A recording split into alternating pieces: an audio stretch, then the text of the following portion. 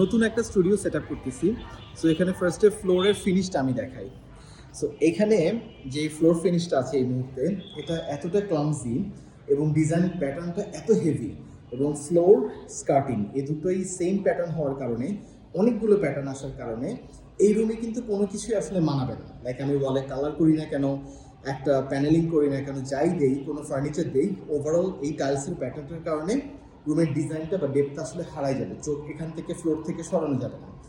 So এই রুমটা ছাদের রুম হওয়ার কারণে এমনিতে এটার হাইট আসলে একটু কম।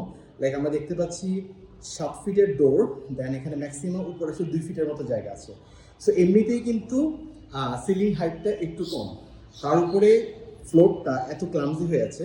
তো এটা একটা সলিউশন হতে পারে এরকম যে, আমরা যেটা চিন্তা করছি, ওভারঅল সব জায়গার স্কার্টিংটা খুবই পাতলা 6 মিলি বোর্ড দিয়ে যদি র্যাপ করে দিতে পারি, এবং ফ্লোরটাকে যদি খুবই নিউট্রাল গ্রে বা বেজ টোনের কোনো কার্পেট দিয়ে ঢেকে দেওয়া যায়, এবং স্কার্টিংটা যখন বোর্ড দিয়ে ঢাকা হবে তখন ওয়াল, স্কার্টিং এবং সিলিং যদি আমরা সেম কালারে যেতে পারি।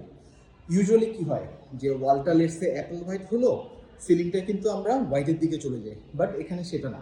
এখানে হচ্ছে ফ্লোরটা মিনিমাম একটা মিনিমাল লেভেলের বেজ কোনো কালার বা গ্রে কালারের কার্পেট, স্কার্টিংটা লেটসে হোয়াইট, ওয়ালও হোয়াইট এবং সিলিংও হোয়াইট, সবগুলো যখন একসাথে নিউট্রাল হোয়াইট টোনে চলে আসবে, তখন আসলে রুমটাকে দেখতে মনে হবে ওকে, হাইটটা তখন একটা ইলিউশনের কারণে খুব একটা বেশি কম মনে হবে না, এবং ওভারঅল মিনিমাল লুক আসবে, একটা নিউট্রাল টোন আসবে, এবং তখন একটা স্পেস ক্রিয়েট হবে, জোন ক্রিয়েট হবে, যে অন্যান্য ডিজাইন এখানের মধ্যে তখন খাপ খাওয়াতে পারে।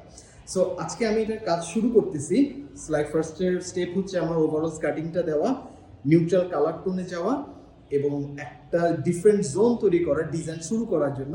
সো নেক্সটে আমি দেখাচ্ছি এটা করার পর আসলে কেমন লাগবে।